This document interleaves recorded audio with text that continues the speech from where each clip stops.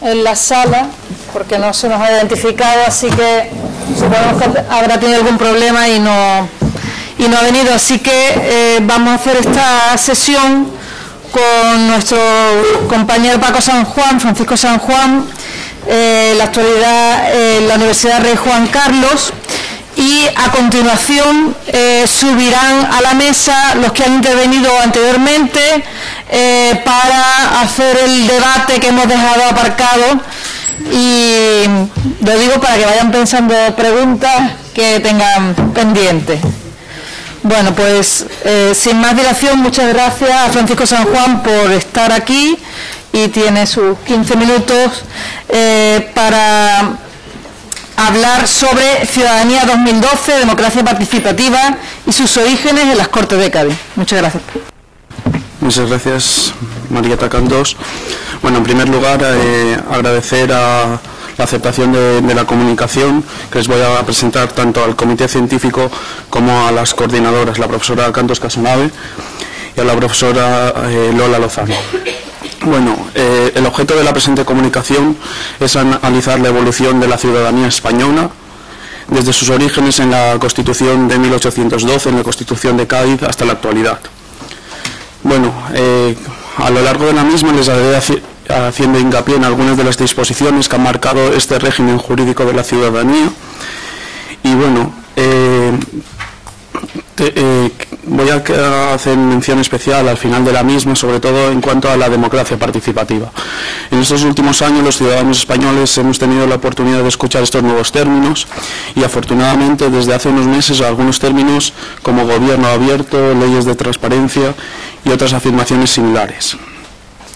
Bueno, el término Ciudadanía 2012 es un término un poco que es un reconocimiento al bicentenario de la promulgación de la Constitución española de 1812, y también es un concepto para reflexionar sobre las características que nos definen en la actual ciudadanía española, y también para que nos sirva de hacer una evaluación a la larga trayectoria del propio término, que tiene su origen en el Cádiz de las Cortes. Bueno, el término tendría que ser un poco más amplio, y más amplio un poco por ser incluyente, como era la propia Constitución de 1812. Es decir, contemplar los tradicionales mecanismos de participación ciudadana que conocemos, y que algunos de ellos se plasman en los estatutos de autonomía, y los mecanismos de participación que vienen relacionados con las nuevas tecnologías, lo que también ha venido a denominarse como Ciudadanía 2.0. Bueno, en este mismo sentido, a lo mejor cabría plantearse, en cuanto a Ciudadanía 2012, alguna cuestión como la que apuntaba esta mañana la profesora Marieta Cantós Casanave en el ámbito universitario, en el ámbito de la extensión y la cultura universitaria, alguna declaración internacional. Posiblemente también cabría hablarlo en este sentido en otros aspectos, haciendo mención a lo que significó Cádiz y lo que significa Cádiz para la ciudadanía. Bueno, el debate de la ciudadanía han visto en los últimos tiempos que ha dado lugar a múltiples investigaciones, y bueno, y que se encuentra en la agenda política de los partidos políticos. No tengo oportunidad de conocer de primera mano la actual campaña andaluza, pero seguro que tendrán en ella algunas cuestiones relacionadas con la participación ciudadana, y sobre todo teniendo en cuenta el bagaje que permite el Estatuto de Autonomía de Andalucía. Bueno, esos mecanismos de participación ciudadana, donde se han plasmado de forma clara, han sido en los estatutos, no han sido en el texto constitucional. Como saben, nuestra Constitución es bastante rígida, y las dos reformas que ha sufrido el texto constitucional pues han venido desde Europa, una para que participen en las elecciones locales y europeas todos los ciudadanos miembros de la Unión Europea, y esta segunda reforma, que más de tintes económicos, y sobre todo una reforma que ha abierto en España una cierta crisis en cuanto a la ciudadanía, en el sentido de la reforma y el procedimiento de la misma, y que es criticada. Bueno, a nivel autonómico, en cuanto a los derechos de los ciudadanos y ciudadanas, en el caso andaluz habría que remitirse al título primero y dentro de este título primero al capítulo segundo, y en él pueden ver una serie de derechos que, bueno, ya en la propia Constitución de Cádiz estaban plasmados. Si ven, está el derecho a la buena administración, es un derecho que no contempla nuestra Constitución española del 78, pero sí que se plasmaba en la Constitución de 1812. Esas generaciones de derechos que hemos tenido ahora, o que se han visto plasmadas en nuestra gama de derechos a nivel andaluz, ya estaban plasmadas en la legislación de 1812. No ha estado en la del 78, pero sí en el actual estatuto. El actual estatuto también ofrece una serie de derechos adicionales, como pueden ser todos los derechos relacionados a las nuevas tecnologías, y seguramente que en un futuro también todos aquellos relacionados con el secreto, y también relacionados con el olvido en Internet. Bueno, a nivel local lo habrán escuchado, han habido una gran declaración marco que ha sido la Carta de Aalborg, que permitió el desarrollo de la Agenda 21 local y que hizo esos movimientos que seguro han conocido en sus localidades relacionados con aspectos medioambientales, pero la participación ciudadana es algo más que el medio ambiente. Bueno, el origen de la ciudadanía tenemos que remontarnos indiscutiblemente al texto constitucional de 1812 y en concreto al intervalo de artículos que va comprendido del 18 al 25. Sería asemejable a lo que tenemos en la actualidad del 14 al 29, es decir, nuestros derechos fundamentales como ciudadanos españoles. Serían los dos intervalos serían los más destacables de ambos textos y sobre todo los que más consecuencias tienen a la ciudadanía. Bueno, la ciudadanía española en el texto gaditano, y como se han escuchado a lo largo de lo que llamamos de Congreso, bueno, se establece en el artículo 18, y bueno, y es una ciudadanía igual, afortunadamente, entre indígenas y no indígenas. Es una igualdad entre españoles, sea cual sea su procedencia, es decir, los de ambos hemisferios. Y bueno, esa utilización de ambos hemisferios podría tener varios análisis. Podríamos entender que es una división de la unidad del conjunto de la ciudadanía, o incluso podemos entender que es una única ciudadanía que está en dos hemisferios, pero lo importante y lo que yo les destacaría sería que es la primera vez que existe una igualdad real de derechos entre ciudadanos españoles libres, sea cual sea su situación geográfica dentro de la nación. Habría que puntualizar que en ese sentido únicamente esos derechos serían para aquellos que tenían esa condición de ciudadanos y no para el resto.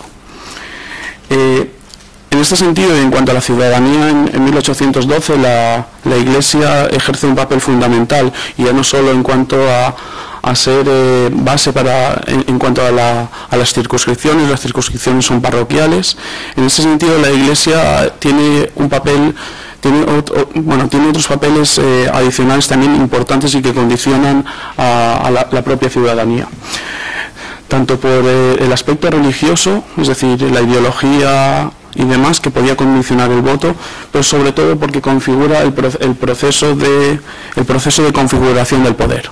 Es decir, no es cualquier cosa que la circunscripción sea la parroquia. Imaginen ahora cuando hablamos de los debates y cuando escuchan los debates en cuanto a la reforma del régimen electoral español. Hablamos a lo mejor de que haya una reforma a distritos uninominales, es decir, que no se elijan un número de diputados por el conjunto de la provincia de Cádiz, sino que la provincia de Cádiz vaya a distritos menores, es decir, por ejemplo, un distrito que fuera la ciudad de Cádiz, y el resto de diputados en otros distritos como la ciudad de Jerez, y repartir el territorio provincial. En este sentido, como ven, la articulación y los resultados de las elecciones dependerían de esta fórmula que utilicemos en el reparto de los escaños, y por eso es importante. Imagínense entonces el papel que jugaba la Iglesia en esos momentos, y sobre todo la Iglesia también en cuanto a los españoles que no profesaban la religión católica, pues tenían un pequeño problema para acceder al conjunto de derechos que ofrecía la ciudadanía. Es decir, tenían que convertirse los indígenas generalmente al catolicismo para poder acceder a los derechos. Y en ese sentido podríamos incluso hablar de una supremacía de la cultura europea o incluso de la religión católica. Hay algunos autores que hablan de una preeminencia de un hemisferio hacia otro, pero yo creo que eso son palabras mayores y con las anteriores ya es suficiente. desde mi punto de ver. Bueno, el régimen jurídico de la ciudadanía en el siglo XIX pues es un tránsito de súbdito a ciudadano, es una constante lucha entre la adquisición de unos derechos por parte de la ciudadanía y que se produce a lo largo del mundo hispánico. Cuando hago estas observaciones, aunque las hago para el territorio español, para la actual España, muchas de ellas podrían verse también en algunos estados. Por ejemplo, es curioso cómo la participación ciudadana o estos mecanismos de participación se desarrollan de forma superior en estados como por ejemplo podría ser México. Bueno, después en cuanto a la política local en el siglo XIX, y aquí hay estudios al respecto, es decir, la política local estaba contemplada en un primer momento como una carga. Esa carga se invierte y se ve que las familias deben de jugar un peso específico en la política local, y se ve, por ejemplo, en el caso de Cádiz es importante, y también lo sería en el caso de Jerez. Estudios que han hecho profesores de esta universidad y que se puede ver. En este sentido podemos ver que el acceso también a la ciudadanía o las relaciones entre la ciudadanía son destacables, y sobre todo podemos ver en ciudades donde tenía poder la burguesía, veíamos que hacían lazos con la nobleza, o en ciudades donde predominaba la nobleza, que hacían vínculos con los comerciantes. Bueno, en cuanto a los regidores y estos estudios que tenemos aquí de la ciudad, también ven un poco las profesiones que tienen. En ese sentido vemos que las profesiones liberales cada vez y a lo largo del siglo van avanzando, es decir, ya no únicamente son nobles o comerciantes, aparecen otras profesiones, y bueno, si acuden al archivo de aquí de Cádiz, verán que existe un catálogo con todos los concejales a lo largo de la centuria, y podrán evolucionar cómo han cambiado sus dedicaciones profesionales. Pero bueno, los dos puntos de inflexión más importantes en cuanto a la ciudadanía serían la ley electoral del 26 de junio de 1890, que favorece el sufragio universal masculino, y qué decir de la Constitución de 1931, que posibilitaría posteriormente la participación de las mujeres en los comicios electorales. Si hiciéramos unas referencias a cada una de las constituciones españolas que han tenido vigor, podríamos ver ventajas, algunas de las ventajas y pequeños pasos que han aportado a la ciudadanía. Pero bueno, de todos ellos cabría destacar, yo creo que en este momento, estos dos que les he señalado, y sobre todo también con la gloriosa, que fue también un primer paso proclamando el sufragio universal. Pero sobre todo aquí, y lo que cabe mencionar es que la Constitución de 1812, en su momento histórico, propició muchísimos avances, y muchos de esos avances se han trascendido en los actuales derechos que tenemos y la actual condición de ciudadanía. El régimen jurídico de la ciudadanía en el siglo XX viene marcado sobre todo por el desarrollo y la consolidación de la democracia. Esa democracia la hemos consolidado no sin antes tener algunos baches, y como ustedes bien saben, pues la guerra civil y la dictadura, pero sobre todo la Segunda República lo que fue importante es porque ese cuerpo electoral, que tradicionalmente había estado conformado por el 50% de la sociedad, ahora ya lo podía componer el 100% de la sociedad y sin restricciones. Hablamos que las cuotas a veces no son importantes, pero si las cuotas sirven para algo, es a veces para cumplir objetivos. Y esto mismo que vemos aquí, o que se ha cumplido con la legislación de la República, es las mismas declaraciones que Sirén la semana pasada hacía la comisaria con respecto a la igualdad entre hombres y mujeres a nivel europeo. Es decir, bueno, decía, no me gustan los cupos de representación en los órganos de gobierno de mujeres y hombres, pero lo que me gusta es lo que persiguen y consiguen, es decir, los objetivos. Sería lo mismo que nosotros logramos en la República en el sentido del sufragio. Bueno, la Constitución ya llegando a la actual situación, la Constitución de 1978, como saben, ha intentado responder a los tradicionales problemas que hemos tenido en España, las cuestiones religiosas, las territoriales, pero es una Constitución excesivamente abierta en algunos ámbitos y que hace a veces que sea ambigua e imprecisa en su interpretación. Por otra parte, es una Constitución rígida, lo hemos visto, es decir, solo tenemos 2 reformas constitucionales y, como les decía al inicio de esta exposición, pues bueno, ha sido 2 reformas y casi obligadas. El constitucionalismo español, como saben, ha sido inestable y sobre todo su característica fundamental ha sido que ha tenido un movimiento pendular. Esos vaivenes han propiciado también que nuestro régimen de derecho, es decir, no ha sido un avance continuo, han habido también retrocesos, y en ese sentido podríamos ver la actualidad. En la actualidad no pasa como en el siglo XIX, es decir, que teníamos constituciones de un signo y de otro, ahora tenemos leyes de un signo y de otro. Es decir, han transcurrido 200 años y ya no modificamos constituciones, pero modificamos leyes fundamentales. Si lo ven, para que la última de mayor actualidad, la semana pasada el ministro de Justicia hablaba de la ley del aborto. Son cuestiones fundamentales y que no cabe que sean crítica política, es decir, tendrían que tender ellos a lo que pensamos el conjunto de la ciudadanía. Es decir, que velaran por los intereses generales y no por los intereses partidistas. Ya para ir finalizando, en cuanto a la democracia participativa, que es el objeto fundamental del resultado tanto de los actuales estatutos de autonomía como hacia donde la ciudadanía un poco queremos ir, tenemos que tener en cuenta que el derecho a participar en los asuntos públicos es un derecho que está no únicamente recogido en nuestra Constitución, en nuestros estatutos de autonomía, en la propia Constitución de Cádiz ya había llamamientos a la participación, sino también en las grandes declaraciones internacionales. Bueno, Lincoln decía algo así como que el gobierno del pueblo, para el pueblo y del pueblo. En este sentido sería sintetizar lo que significa la democracia participativa, que un poco, si profundizamos en ella, habría que atender a los ideales de la Atenas clásica o profundizar en el humanismo republicano. Algunos movimientos, como hemos visto en este último año, han incluso formulado qué sería la democracia ideal. Algunos hablan de que la democracia ideal, movimientos como el 15M, hablan de representación, más participación, más deliberación, más división de poderes. Miren, esta es una fórmula. Yo no les voy a ofrecer una fórmula, les voy a ofrecer algunos de los principales mecanismos de consultas populares. Las consultas populares, la más conocida es el referéndum. El referéndum se caracteriza porque pueden participar en el referéndum aquellas personas que forman parte del cuerpo electoral.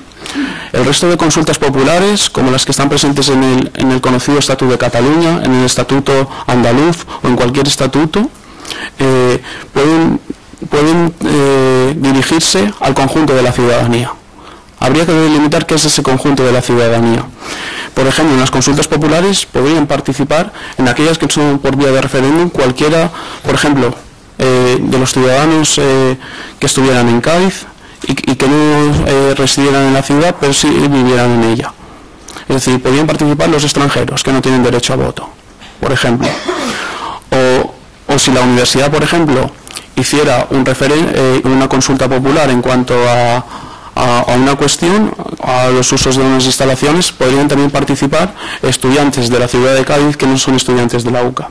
Estas serían un poco las consultas populares. Estos mecanismos están presentes en los estatutos de autonomía, los poderes públicos los están usando, pero es verdad que se necesita un paso más. Ese paso más ya lo estamos viendo, por ejemplo, la ley de transparencia anunciada por el presidente del gobierno o la ley de transparencia que tiene en estos momentos Navarra.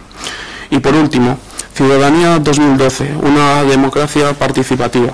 En este sentido, volviendo un poco a unas palabras de Ramón Solís, en el Cádiz de las Cortes, él habla de la situación de la ciudad como la normalidad. Pues miren, eso es la suerte que hemos tenido este último año en las ciudades españolas. El movimiento 15M y otros movimientos ciudadanos que nos han hecho plantear algunas de las cuestiones de la democracia han ocasionado lo mismo que definía Ramón Solís, que pasaba en el Cádiz de las Cortes. Tendremos que reflexionar algunas de las cuestiones de la democracia. En este sentido, posiblemente no se lleguen a los objetivos que pretenden estos movimientos, pero sí tendremos que poner en valor aquellos mecanismos e instrumentos de participación ciudadana que nos permiten en nuestros estatutos de autonomía, y también dar un paso más en todo lo referente a los reglamentos orgánicos municipales para que la participación ciudadana sea una realidad. Y por último, posiblemente esa reflexión que les hago en torno a la ciudadanía 2012, a esa participación, nos podría hacer despertar de ese sueño de la crisis, pero no únicamente de la crisis actual económica, sino de la crisis entre la ciudadanía y nuestros representantes políticos. Muchas gracias.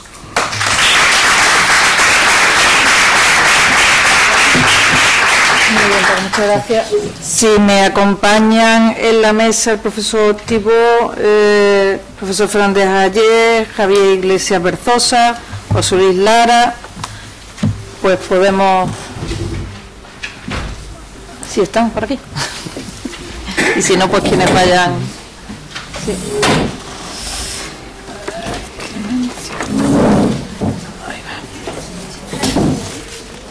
Lara y falta Berzosa. Bueno, si aparece... No estoy. Bueno, pues como decía antes, este es el momento en que tenemos la oportunidad de reflexionar, de volver a traer algunas de las preguntas que se han podido quedar en el tintero, y quizás también alguna apostilla, alguna idea que haya quedado por decir que el tiempo nos haya impedido comentar. Así que, bueno, pues sí. Pues falta una persona que sí. quisiera decir mi palabra. Pónselo ya a ver si viene. A mí me parece que lo que dijo es muy interesante, pero creo que hay que matizar bastante.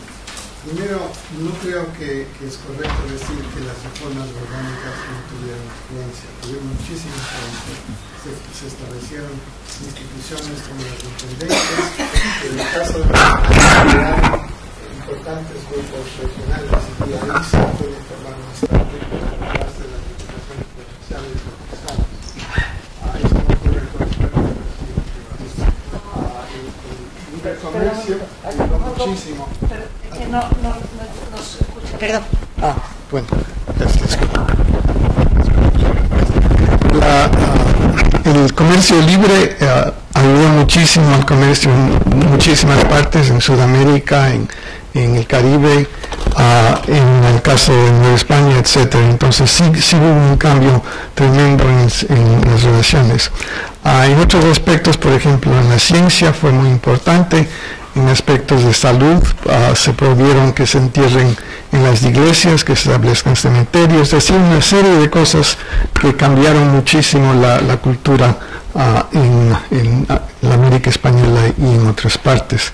También se suspendió, se redujo la venta de cargos, y entonces por eso los americanos ya no tenían tantas plazas en las audiencias, etcétera. Gálvez sí fue el malo porque su represión en Nueva España, en la grande área del Bajío, etcétera, fue brutal. No se había hecho algo así en toda la historia de esa área, así es que me parece que es muy importante. Entonces, en ese sentido creo que es exagerado. En otras partes me parece que es difícil llegar a conclusiones tan fáciles. Por ejemplo, en el caso de Venezuela, hay estudios que muestran que en Venezuela hubo elecciones constitucionales, etcétera, que fueron muy importantes. Bueno, eso por un lado, pero también el otro problema es de lo que se estaba hablando en este momento, de la ciudadanía.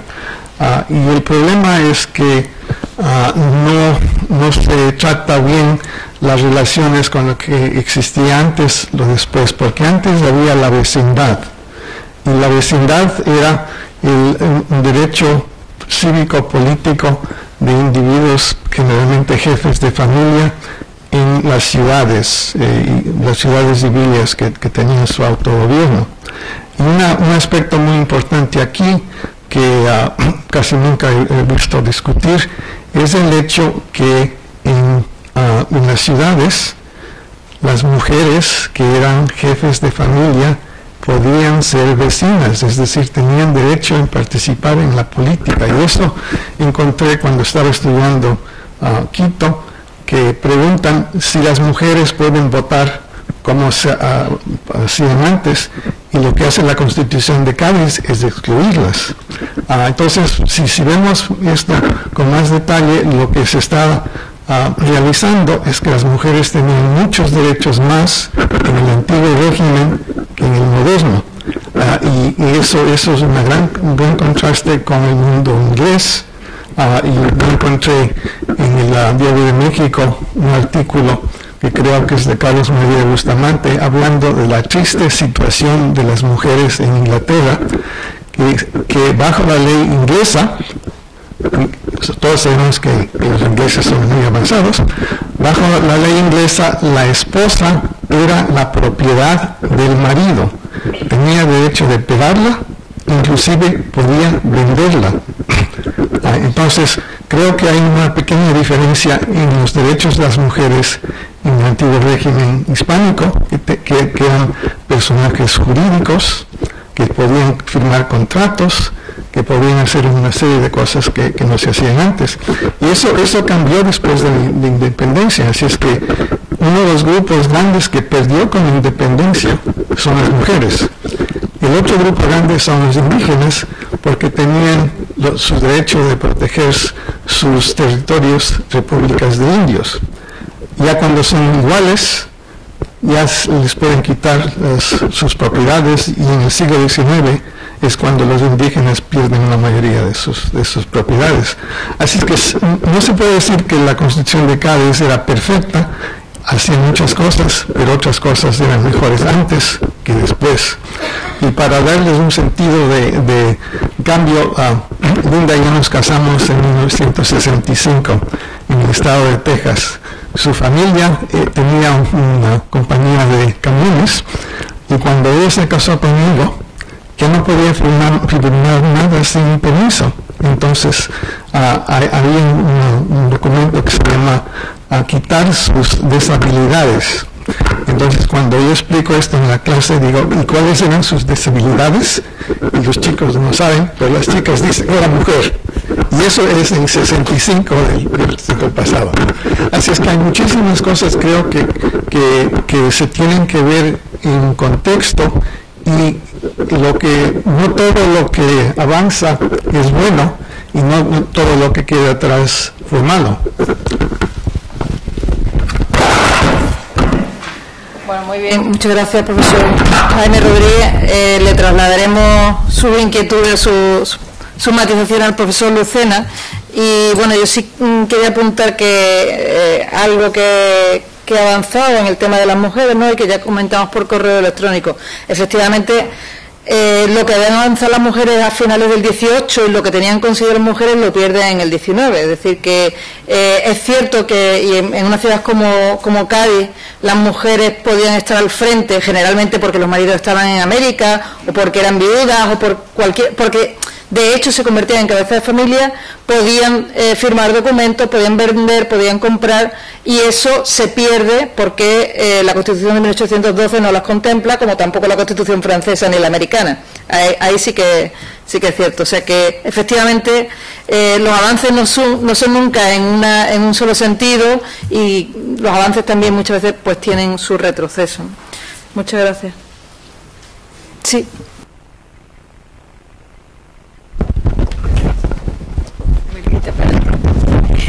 No, quería hacer dos comentarios. Uno con relación a Thibault, porque da la casualidad que en Cuba no se aplica esa constitución, pero Joaquín Infante establece una constitución muy democrática, pero que mantenía la esclavitud.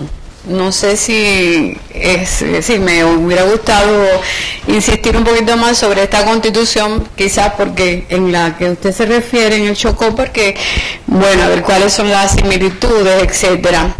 Y en el caso de lo que se acaba de explicar con relación a Francisco San Juan, yo creo que hay diferencias, no todos en la Constitución gaditana, no todos son ciudadanos. Entonces, y además dentro de esto hay limitaciones porque los electores tienen que tener una cantidad de recursos.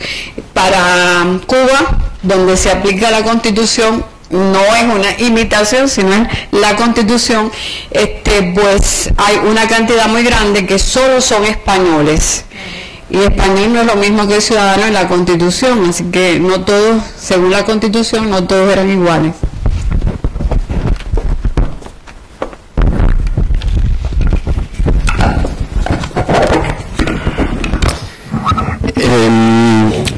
No conozco en detalle la Constitución de Infante, pero es cierto que el problema de la abolición de la esclavitud casi no se planteó en el primer momento de la revolución en América, ¿no? Sino en el caso de Antioquia en 1814, donde, digamos, un sacerdote, Félix de Restrepo, imagina y esta abolición gradual de la esclavitud en el 14.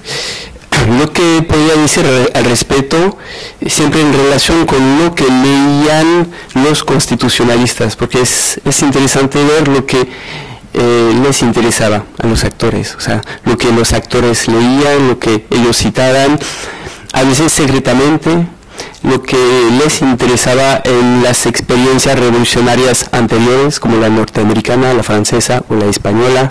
Por supuesto, eso no quiere decir que estas revoluciones sean las causas de las revoluciones americanas, sino que hay como una referencia, una reflexión sobre la experiencia revolucionaria.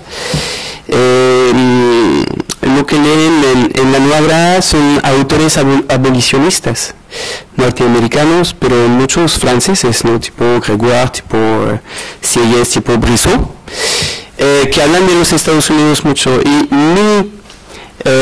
mi hipótesis es que los constitucionalistas y las élites blancas que van a producir estos textos se identifican con los esclavos de estos libros. Ellos piensan que ellos son los esclavos, porque en el sistema colonial es realmente la retórica de la época, ¿no? Somos los esclavos de los españoles. Se identifican con los esclavos de estos libros, pero ellos no piensan en los esclavos de los esclavos, o sea, sus propios esclavos, por supuesto.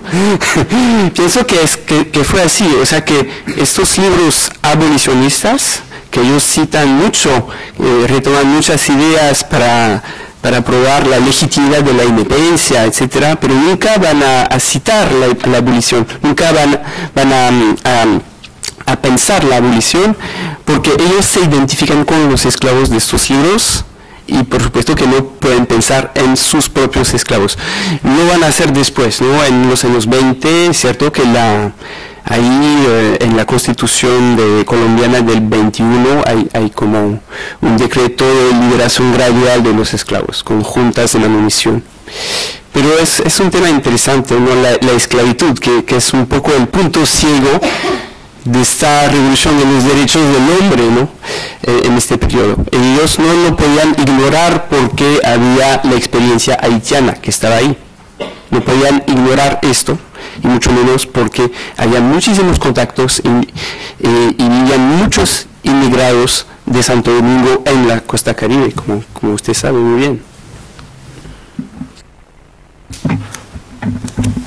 La pregunta que plantea la profesora Olga Portuondo, a lo mejor no lo he dicho, lo he dado por sabido. Es verdad que el régimen jurídico de ciudadanía en el 12 es un régimen jurídico muy restringido, únicamente podemos hablar incluso de un régimen capacitario, es decir, aquellos que tenían los recursos suficientes, y en este sentido la intención de la comunicación es ver en ese sentido originalmente, es decir, se rompe y se plantea una nueva situación, pasa de ser de súbdito a ciudadano.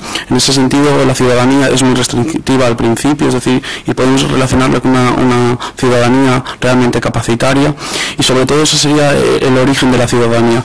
Pero obviamente sabemos que el conjunto de las personas que integraban la nación española no tenían el conjunto de los derechos que tenían los ciudadanos, y eso sí que hay que ponerlo en relieve. En ese mismo sentido, ahora tendría con las disposiciones actuales abrir los derechos al conjunto de las personas que estamos, ya no que sea la vinculación el territorio donde uno reside. Es decir, por la propia naturaleza de ser un ser humano, y si usted está en esta ciudad residiendo, que pueda participar en el proceso de actuaciones. Y ese sería el sentido, es decir, que estaba reducido en su momento en Cádiz, para que lo que actualmente, es decir, la universalización de esa participación que en un principio era reducida, y que en la actualidad las disposiciones, afortunadamente internacionales y europeas, favorecen que estos mecanismos se planteen en las disposiciones legislativas españolas.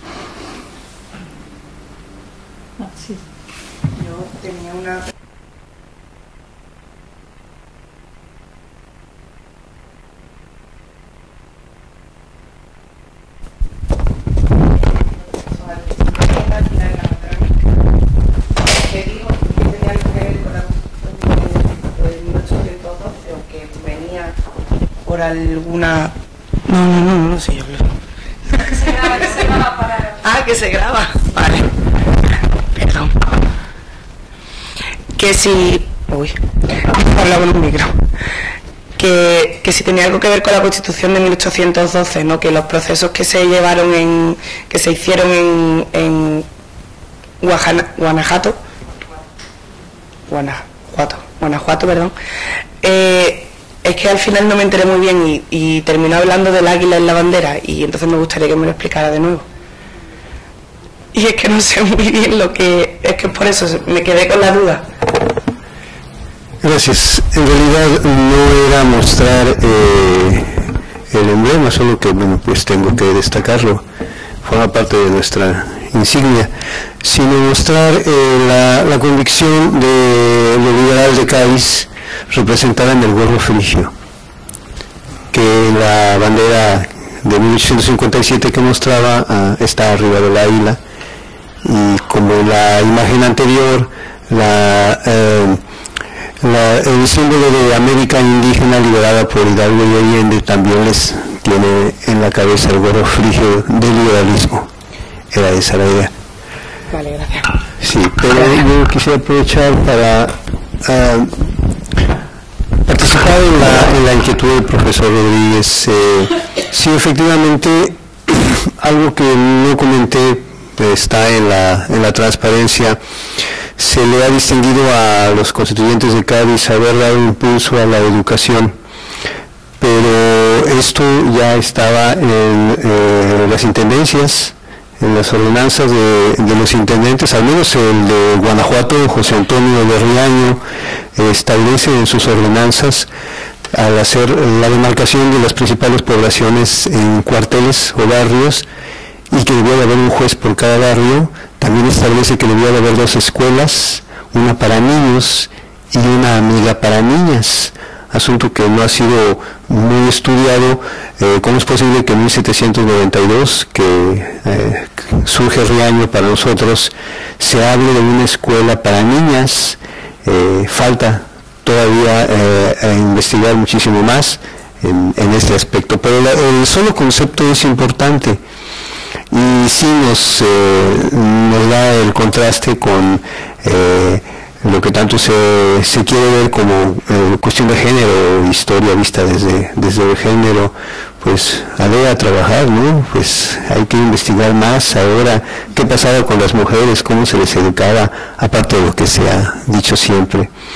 Y el otro aspecto que tampoco mencioné es que también los pueblos de indios aprovecharon la circunstancia. En mi intendencia provincia de Guanajuato hay 2, para liberarse de una tutela incómoda que habían tenido de otros pueblos de indios. El pueblo de indios de Santo Tomás Tierra Blanca se constituye como ayuntamiento y elige a sus integrantes liberándose de Hichu de indios, que era algo así como que la heredad del cacicazgo regional. ellos habían participado en la guerra contra los chichimecas y dominaban todo el territorio y tenían sometidos a todos los pueblos indios para organizarlos según se había establecido, y gracias a las disposiciones de Cádiz, Tierra Blanca establece su propio ayuntamiento, y hay uno más que es San José de Amoles, un Cortázar, dentro de los que apenas estamos identificando. Seguro es que yendo a esos archivos municipales vamos a tener muchísimas más sorpresas.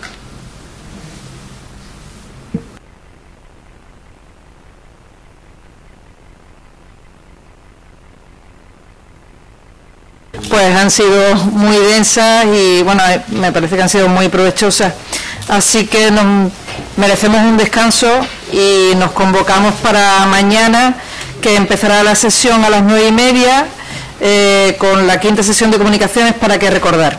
Muchas gracias y hasta mañana.